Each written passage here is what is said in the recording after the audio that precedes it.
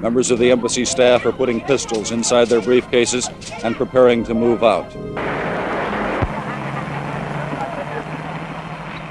Inside the embassy building, they are burning the records and documents that they can't take out with them. They say they are evacuating because the military has lost control of the city. After almost a week of gradually decreasing combat, the battle is on again. And each day it moves a little bit closer to the presidential palace and the center of Saigon. Everyone had thought of the Saigon River as a natural barrier against the communist forces. Today that barrier seems a good deal less protected than it did just 24 hours ago. Don Harris, NBC News, Saigon.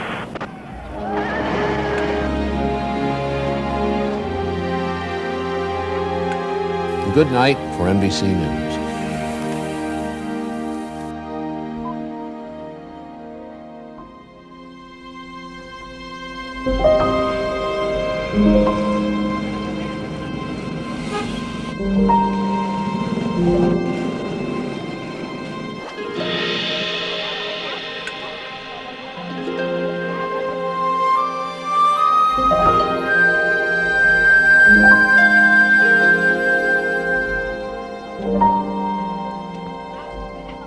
April 30th, 1975, a day that marked the end of the Vietnam War. Thank you for joining us for Race, Listen, Learn, Live, the fall of Saigon 50 years later. I'm Michelle Lee. And I'm Randy Knott. We've just given you a glimpse of the chaos that day as South Vietnam's capital city was captured by North Vietnam. Now a look at that day, the weeks, the months, and the years that followed, and what it meant to millions of Vietnamese refugees fleeing for their lives. Now, Five on Your Side executive producer Tram Nguyen was just a baby when her family boarded a boat for a better life. That's right. My family was among the first wave of boat people who came to the United States in 1975. And we arrived in St. Louis that December, and my parents never really talked about that perilous journey while I was growing up. So it was very special to hear about it from my aunts and uncles for the very first time. And here's our story. Everything was chaotic and traumatic. Kids crying, including me, people screaming, pushing their way through, to get to their family fishing boat. We saw these big giant ships full of, Vietnamese refugees, and they would lower the nets.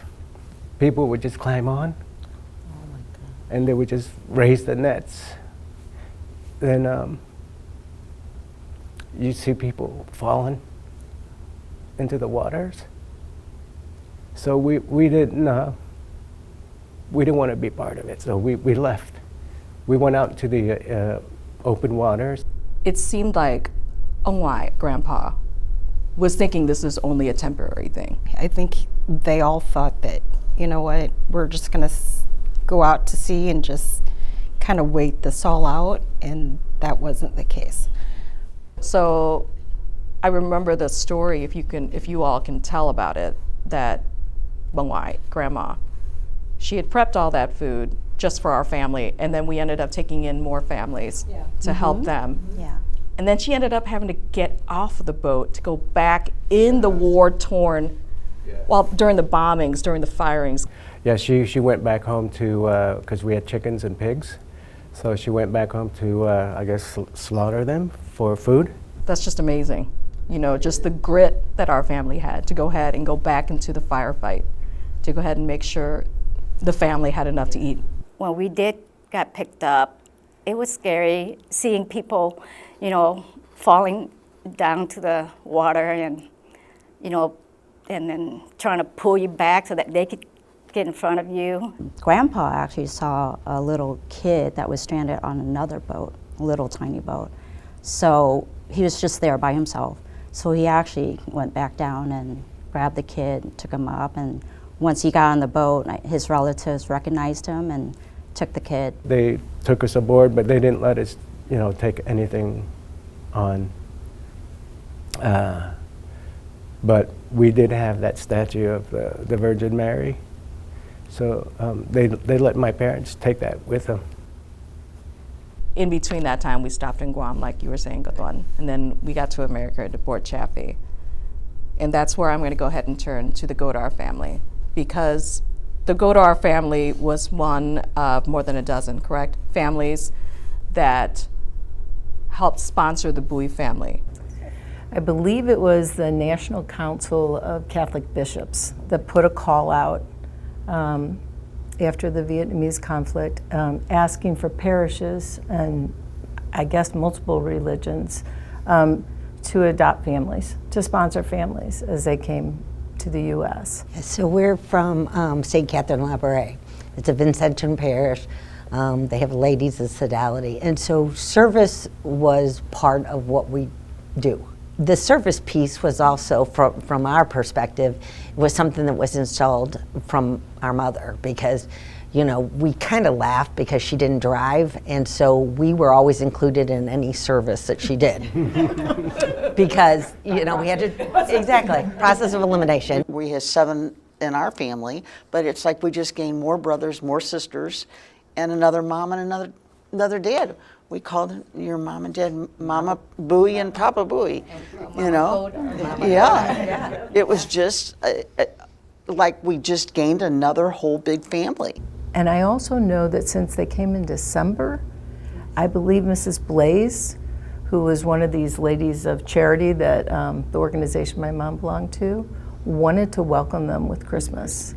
We didn't know anything about Christmas, so when we saw all these toys, I mean, being a little kid, we were like, wow, we were so happy.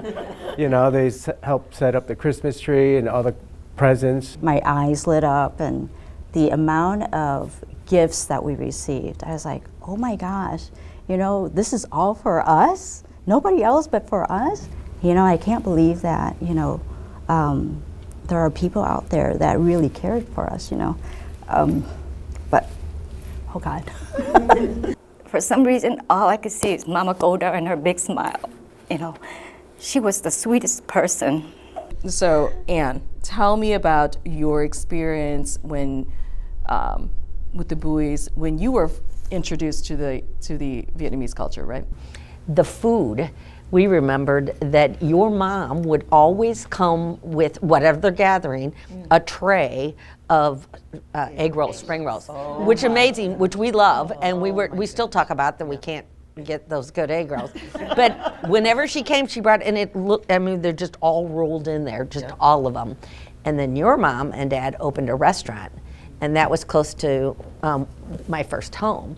And we'd walk up there, and your mom and dad would be, you know, serving people, and you and Michael would come out and like wait on the table, like, you know, little bitty kids. Every one of you would come out. It was like your mom would greet us with kind of a loud squeal and deep hugs. I mean, tight hugs. Small, strong woman. And then everyone would just start filtering out. And everyone was hugged and greeted and smiled.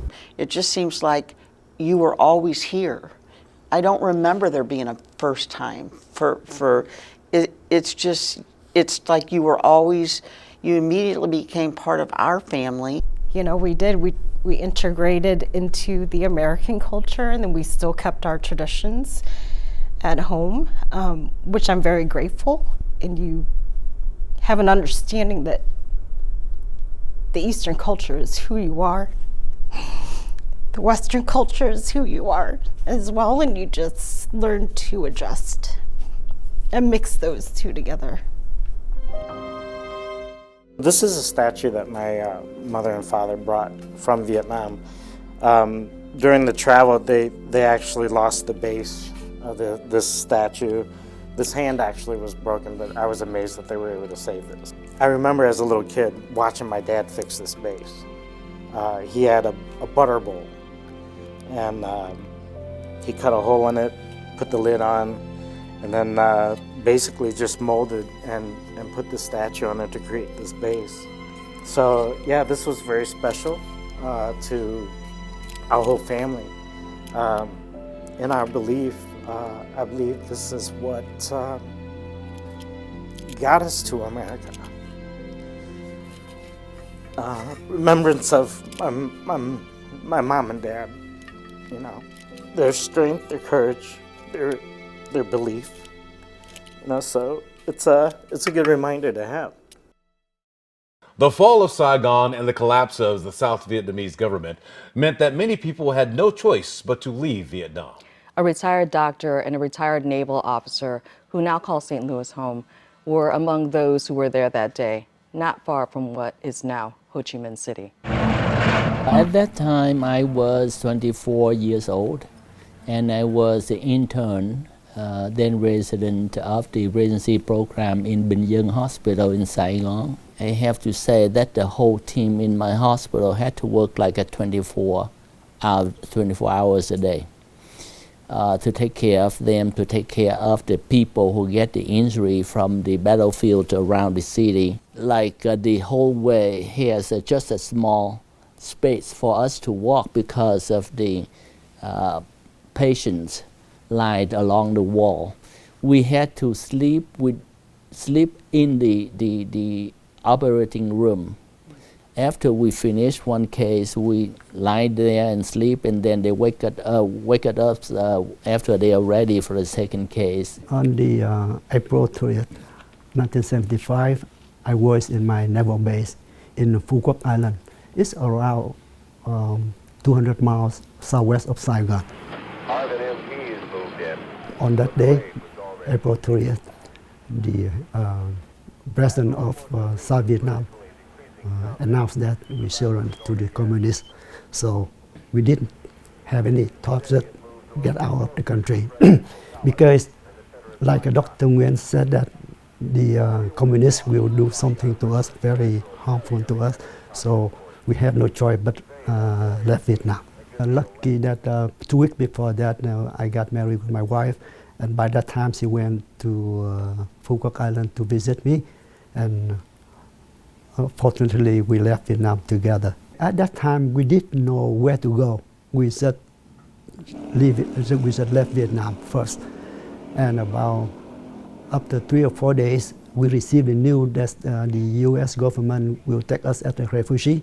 So we changed the course to go to Philippines, one U.S. Navy base over there, and they call Subic Bay. So we stayed there about a month, and after that they transferred us to another base, Air Force Base in West Island. So after 1 month over there, learning English and learn something about the life in U.S., and finally they transferred us to Fort Chaffee, Arkansas. At that time, it's a mixed feeling because we're lucky we left the country to avoid the hardship regime of the communist government, and also we felt bad because we left our country, our beloved country, and also our beloved family. And Bác sĩ Phương, your journey took a different turn. You weren't able to leave Vietnam for several years. How did your life change? Hunger happens because the communists, number one, they took all of the food from the south in order to transport to the north, because the north was terrible there. They don't have food at that time. And the food start to have the ration. That means in 1 week you have how many kilograms of rice for each person. All of the officers from the south of Vietnam, all of the government workers, and all of the leaders of all the parties, political parties and religions at the middle level up has to be collected, has to be concentrated in order to take to the jungle for the labor concentration camp. And then they rob into the house of the people to gather gold, if you have gold or dollars, whatever. And then they burn all of the books from the south of Vietnam published before to erase the system. Talking about leaving, I lived over there up until 1979 when I decided to leave the country, along with the both people. One of my friend was killed during the escape in the other town, but the second time I was successful. I have the brother, the cousin. It took him 11 times in order to get out. And I have many friends to be jailed because of the escape. What are your final thoughts about, you know, your journey here 50 years later after the fall? I would like to take this opportunity to express my gratefulness and appreciation to the people of the America who give us the chance to build our life again after I left my country. And also I would like to thank the U.S. soldier who came to help our country. You need the people in this country need to appreciate the freedom. Don't never lose your freedom, never lose your country. That is something so precious in life this country has constructed to the people, for the people.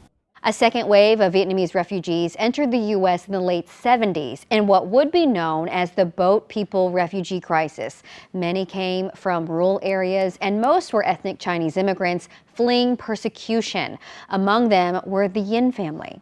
I recall the night before the fall of Saigon, and you know, like we wake up at night for the big explosion from the artillery and rockets, and our family was very terrified. Our family business was confiscated by the new government, and my father was in prison and only paying a fee to relieve for it. We call it pay a ransom. It happened in 1979. You know, when the government notified us that they intend to bomb our house and want us to looking for another place. If we could not find a place, they will send us to we call it a new economic zone. Like effectively leaving us to survive in a mountain area. After one day we set sail, we encounter many Thai pirates who robbed us and stole all our gold and jewelry. While searching, they destroyed our food and water. Fortunately, our boat had many young men, so the Thai pirate did not dare to abduct the woman. However, they took our battery, leaving the boat stranded at sea. We drifted for 3 days before a Thai-Chinese fishing boat came by and helped us to start the engine. When we get close to the port, our engine got caught in a fishing net, caused the boat to stop. And sadly, the Thai Navy ship spotted and they pulled us back out to sea. With no water and food, survival became increasingly difficult. We rely on rainwater for drinking. Sadly, 5 people died, including children. By the 10th day, I lost all hope and wait for that. Just then, another Chinese fishing boat, Thai Chinese fishing boat, came by and offering help and also advising us to burn the boat when we reach the dock. And when we arrived in Thailand, we temporarily lived in a cow ranch. After 2 weeks, we thought we were safe. But the Thai authority deceived us again, saying that there was a ship will take us to the refugee camp. It sounds suspicious. We contact the Chinese journalists and asked them to show up to the port that day. As we board the fishing boat, my father realized that the fishing boat is a Vietnamese fishing boat, just flash Vietnam. So he and his friend rushed to get people off. Suddenly, a Thai officer held my father and his friend at gunpoint. And he ordered his soldier aim the gun directly at us. As we being pulled out to the water, to the sea, I heard my father and another man shout, "We have to jump off the boat." Even though the soldier aimed the gun directly at us, people desperately jump into the water. I looked again and I saw more brave men and women jump into the water, even who could not swim. Maybe because of the reporter witnessing the scene, or the courage act of our courage act that touched the heart of the soldier. Then they dropped their gun and threw their lightsaber into the water. Some even jumped into the water and saved who could not swim. And our story on the Thai newspaper next day. Wow. Yeah. And we spent several months in the refugee camp, and finally we arrived in the United States 2 days before Christmas in 1979. From what I recall, adjusting to American life, the hardest part is probably the language barrier, communications. I had to assimilate myself into the American society. So in order to do that, I will have to quickly learn the English language. What helped us is that we had a big family. We also have a big extended family that was also here. So my uncles, my aunts, they were all here, and they themselves have big families. So we grew up pretty much in a tight-knit community. Every weekend we get together, and that helped us keep our cultural heritage. We still celebrate Lunar New Year, the Moon Festival, all that great feast that we have during those holidays. It just keeps us together. It brings us all back together to do that. Our parents are very optimistic about life in general. Mm-hmm. And even though when they came over to the United States with no English background, right, no culture, right, no money, at the same time have to raise all the 8 kids. All 8 kids. Yeah, but my parents very optimistic about life in general. My parents instill, our cultural hierarchical values. So we are still, although we're, American, but we're Asian American. We're very proud of that.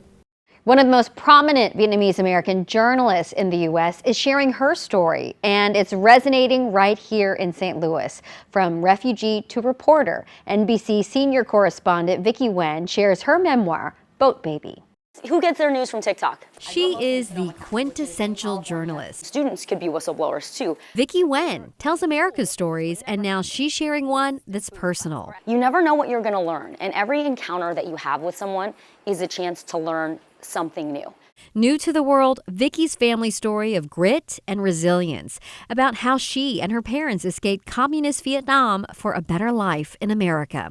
That journey is now penned in her new memoir, Boat Baby, an instant New York Times best-selling book. When you write a book, you don't know how it's going to be received. And so now that Boat Baby has been out in readers' hands, the feedback has been tremendous. And there are many generations that this book is touching. Young people who are, drawing family stories from it. So it is so rewarding to have the book out in the world and to be getting these reader responses. And so it has been really my life's work and my honor to bring someone like Vicki Nguyen to St. Louis and to bring her to your school. I had the chance to introduce St. Louis students to Vicki and see their curiosity come to life with questions about her career. How does it feel to be a journalist? And more personal asks about her challenges growing up in between cultures. When did you first experience racial prejudice, and how did you get over it? Thank you so much for that question, Liam. They gave me so much hope. They asked really smart questions. They're curious about the world, and I hope that they get out of this book what I did, which is a lot of joy, a lot of laughs, a lot of lessons. Vicki's last stop on her national book tour ended in St. Louis with a crowd of nearly 400 people at the Clark Family Branch. For so many, it was also their chance to be seen and support a sister who's uplifting their stories through her own. How does that make you feel to know that so many people in St. Louis are feeling that they are really connected to you? It fills my bucket to no end. We grew up around a lot of Vietnamese Americans, so we all came on boats. We all encountered pirates. Our parents all had to hire smugglers to get out. Everybody risked their lives. And when people say, I feel seen, or I am so connected to your story, your parents are like my parents, it warms my heart, because that's what it's about. It's about reminding us of our connections and our shared humanities, and that we have so much more in common than what divides us. Up to 3 million Vietnamese soldiers and civilians were killed in the Vietnam conflict, and nearly 59,000 U.S. service members died. Now, Tram, your family was touched on both sides. That's right, Rennie. My father fought for the South Vietnam Army, and my father-in-law was a Marine who served in the 1960s. And both men survived the war, but they carried wounds that you cannot see. 50 years after the end of one of the most polarizing wars, scars remain on both sides. My father, Nguyen, was a pilot in the Army of the Republic of Vietnam, the main fighting force of South Vietnam. For years, we couldn't wear the color red around him. My mom said it was because of the war.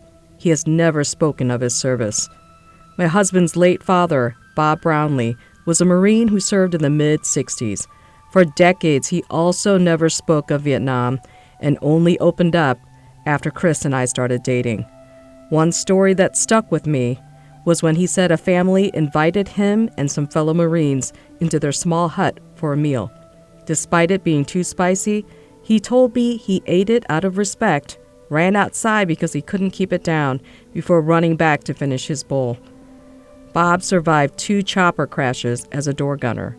He never wore any veterans gear until my own father met him during our engagement ceremony. My father shook his hand, thanked him for his service and for helping our family. Bob and my father were not alone in rarely speaking of their service. Already Knott sat down with some Vietnam veterans with lingering scars. You're looking at a very young Don Jackson. This was when I came back. I was 21 or 22 years old when I came home. It's been 55 years since Donald Jackson ended his tour in Vietnam. 1968, I was drafted. 1969, January 69, I went to Vietnam. I returned home in March of 70, 14 months in Vietnam. All these years later, memories aren't far from his mind. Hot, humid, smelled. It just had a smell to it. I was scared, nervous. Yeah, I can relive that all the time. Yeah, it was scary. Jackson was assigned to the Army's 86th Engineering Battalion as a combat engineer. The 19-year-old's job was sweeping for landmines. When you would hear a pinging, then you would take a bayonet and you would scratch the surface and see if you could find it and stuff. I mean, you got used to it. It became just like a second nature and stuff. Tragedy would strike not long after he arrived. I was there only 6 weeks, and I was minesweeping.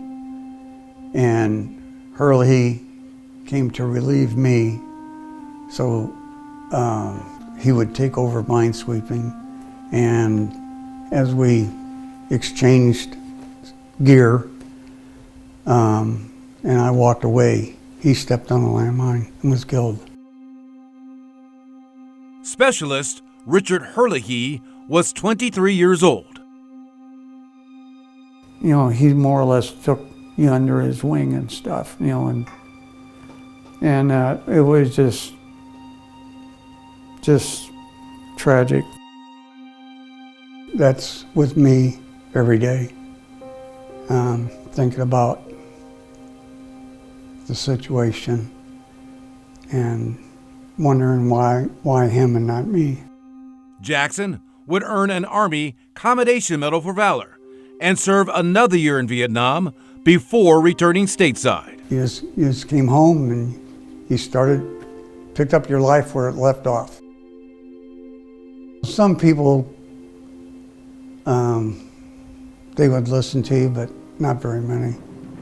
They wouldn't listen to what I'd done. They didn't want to talk about Vietnam.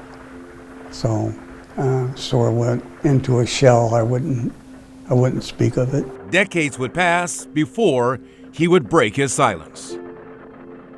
Took a long time. In fact, my son Kevin, when he came back out of the Air Force, he was the one that told me that, he said, "Dad, you need help. You need to go to the VA and get some counseling and stuff," because he says, "You need help." I kept it in all that time. Last summer, Jackson joined veterans from across the St. Louis area for the 106th Greater St. Louis Honor Flight to Washington, D.C. My oldest son was my guardian, and I was surprised. My middle son, Brian, his wife, Liz, and my grandson, Carter, met me up there, surprised me. And they were at the wall with me and stuff. And they were there for it very hard, but they helped me through it. As he touched the wall, the memories came flooding back. One thing that Kevin said, because, the emotion of, it brings back so much. He said, we wouldn't be here if it wasn't for him. So you got to look at it that way, Dad. So, yep. I mean, it was hard.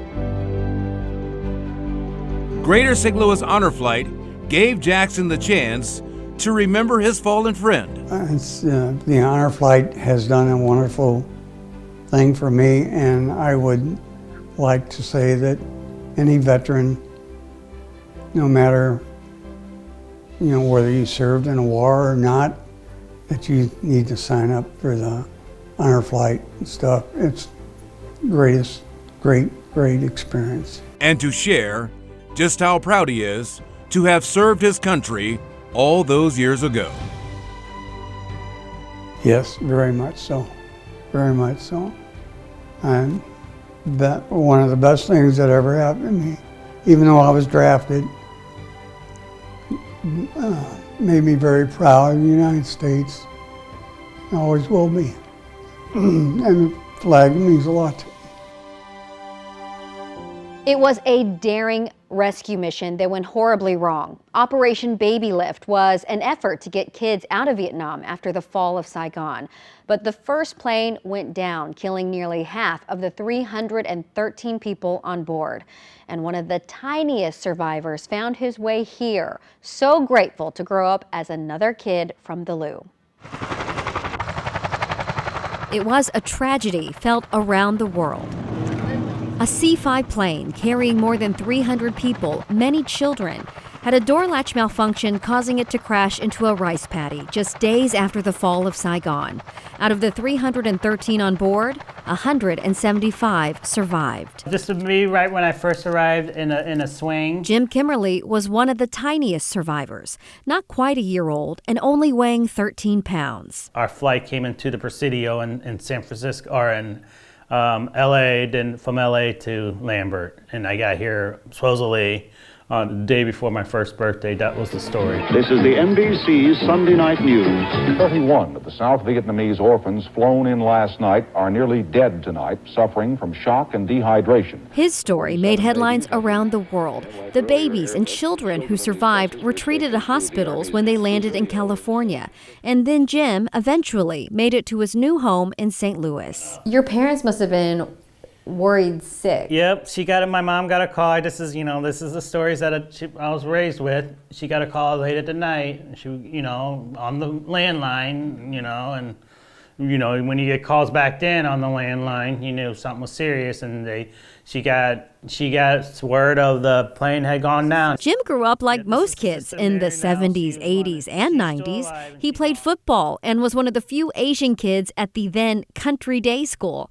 But his mom, Wanda, always had a special place for his first country. This is from Vietnam. She kept in touch with other adoptive families and other crash survivors. They stuck together through medical and legal challenges, but mostly it gave Jim a sense of confidence and belonging. And I've been lifelong friends with other adopted kids and other plane crash survivors too, so because we're all connected. Jim eventually went back to Vietnam with his mom and sister Melissa. They saw the site of the plane crash and they met Jim's biological family. I think it's so beautiful that your mom also was interested in your biological family. Yeah, she never had to be ashamed of it. No, she encouraged it. She was more emotional about it than I was, so she was the one really crying and stuff like that. Jim has always kept things simple. I work and hang out, and just live my life, just trying to make it here in the U.S. Jim's happy-go-lucky about most things. But no, I didn't get the height. In America, it's a tough town. He's a guy who can laugh at the small things and finds the extraordinary in the ordinary. He'd like you to know that his story is both. So yeah, I'm very fortunate to get out. I'm very fortunate, and I never really thought about it this way until recently. I am a war refugee, I'm definitely a survivor of a war-torn country. Congratulations, brother. As the first generation of Vietnamese immigrants age and their children have their own children, many elders are finding themselves alone and lonely. Now, Missouri's first of its kind facility geared towards the Vietnamese community is helping them stay healthy and connected. A relaxing game of dominoes, a competitive game of billiards, or listening to some music. You can find it all here at the United Adult Day Center in South St. Louis. We started this from the love of my grandma, from her taking care of me growing up, and then just understanding her pain and how depressed she feels living in this country and just feeling alone, doesn't speak the language. It's a first-of-its-kind facility in Missouri, opening along Lansdowne Avenue in 2023 and catering to the local Vietnamese community. We have a home care agency, so we know what our clients want and what they need. They all express, a place for them to go to gather, to share the culture, the food, friendship. Many clients have language and cultural barriers, and the need has been great, from meeting health needs to financial help. The very helpful thing that helps us to enjoy this facility is that the staff here, they have resolved all our issues such as documentations, our health, even our personal needs such as bills. They help everything. They're very helpful. To helping elders engaged in a tight-knit community. I am very happy. Yeah. She emphasized very happy.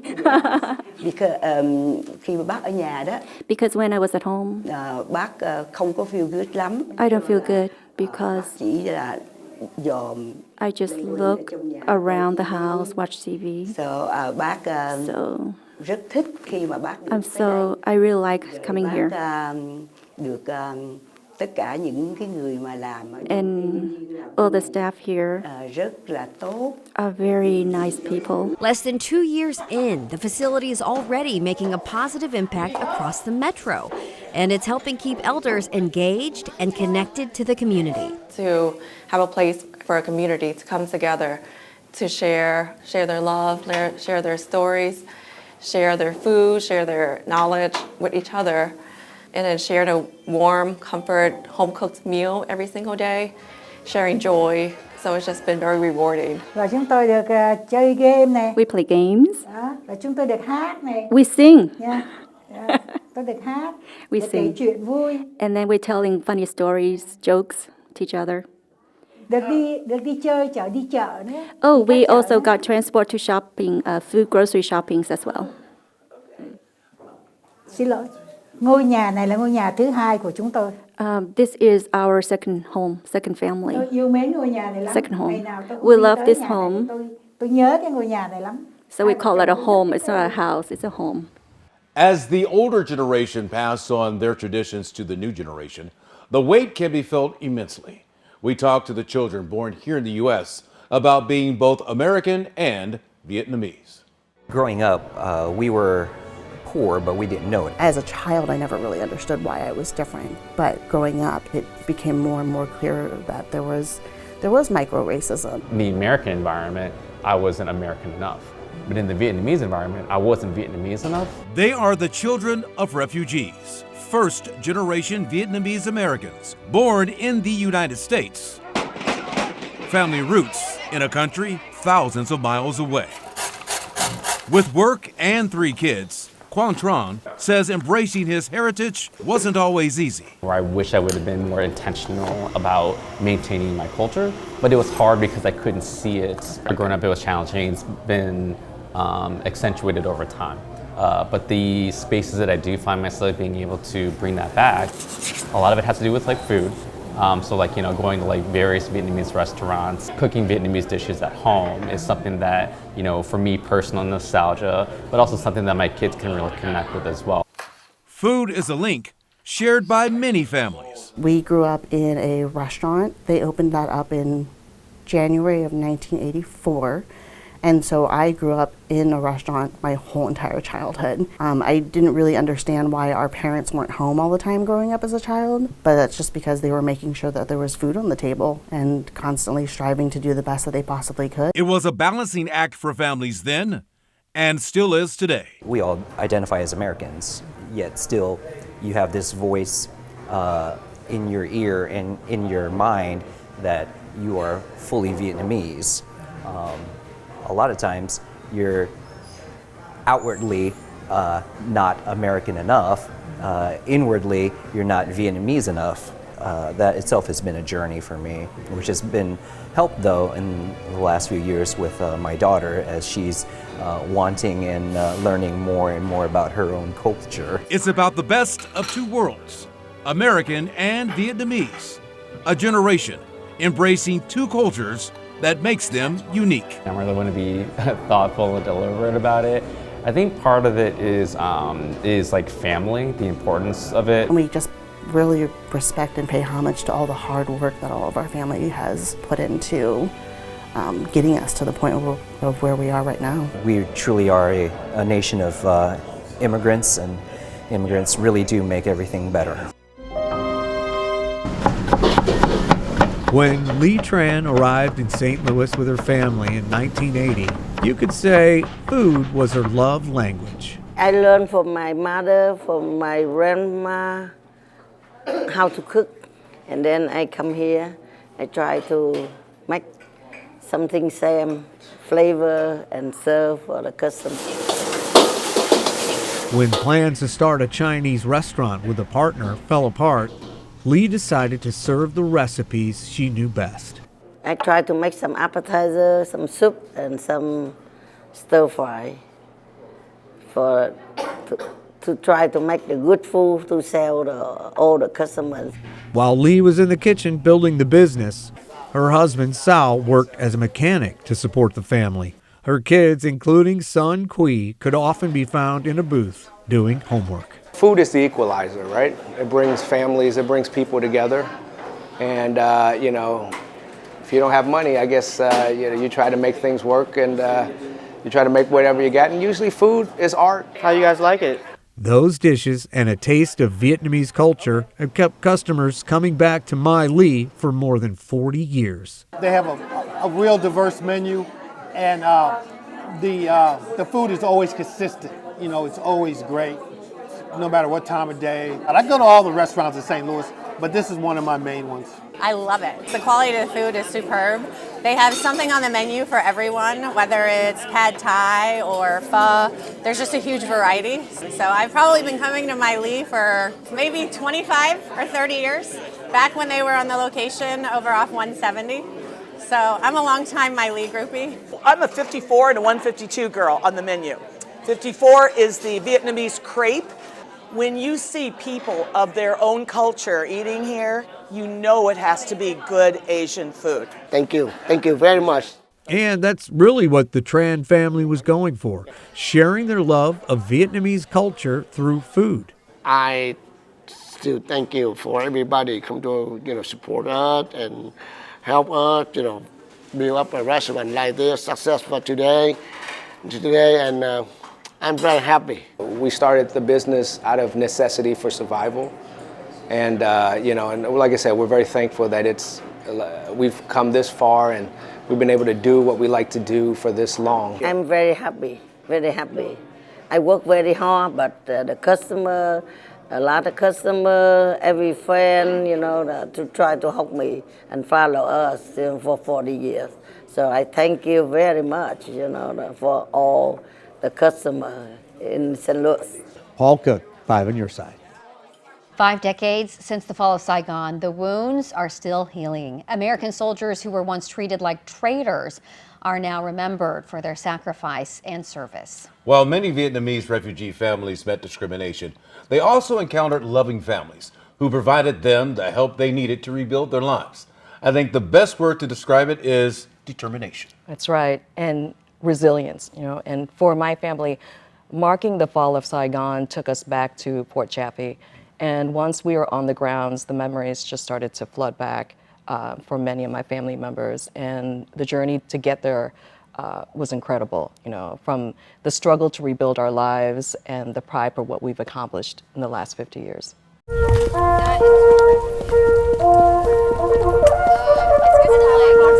After more than 6 hours on the road, we arrive at our long-awaited destination. Welcome back to Fort Chaffee. A journey back in time, 50 years in the making. Wow, a lot of emotions. So the first thing I'm going to do is show you one of the barracks is very similar to what you stayed in. As we toured the base, from an old barrack stripped down to just walls, floors, and an old wooden locker, to the lone chapel still standing with its simple pews and raspberry-colored carpet, parts of Fort Chaffee seem locked in a time warp. I still remember a lot of things are still somewhat the same, the buildings and the rooms. How did Fort Chaffee end up being chosen as one of the spots for refugees to come here after the fall of Saigon? Because at that time, did not have a huge active duty Army presence here, but we had, or they had at the time, the facilities to be able to handle it. We had a very receptive community.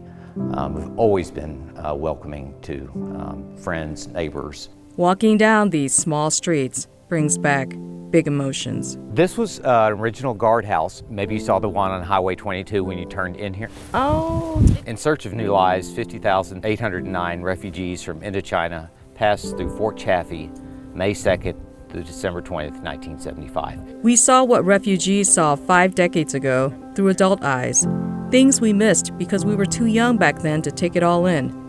Refugees wasted no time starting a new life right on the base. Just hit the ground running. Schools, a newspaper was here. Really? A radio station. Yeah, your people are a great success story. Oh, this is so cool. So eager to learn English, their efforts are now enshrined in a small growing museum at Chaffee Crossing Historic District. There's so many different fonts in here, so we know so many different people worked on it. They took paper towels out of the bathroom and they took a Sprite box and they made this dictionary, and it's got phrases. It's got Vietnamese phrases and English phrases, and so that they could learn it faster than what they were learning with their English classes in their schools. We pored over the exhibit, filled with mementos, pictures, and even Vietnamese graffiti. It's my understanding that it's somebody professing their love. And they had written it on the boards. And that you Ann Patroy. There's also a letter from a first lady, While the refugees were here, President Ford was our president, and he came to visit and see the process and meet everybody. And there were a group of Vietnamese women who were so thankful and honored to meet him. They made a dress for his wife, and this is the dress. She took it back to the White House and put it on, and then wrote this letter of thank you and sent it back to base. So yes, with appreciation and very best wishes, sincerely, Betty Ford. Just seeing, these different articles and items, history that is like that I didn't realize that, that happened then. So just being back, overwhelming, but also learning, wow, this actually happened while I was there. I'm actually a little overwhelmed. I was so little when we came over. When we first entered, I felt like, my heart was like sunk. Brought back a lot of sad time, fear.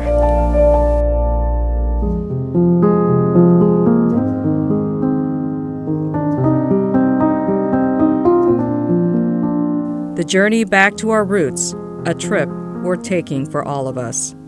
In awe of what our family went through to come to the United States. I don't know the right words that can describe this whole experiment, all the feeling that I'm feeling.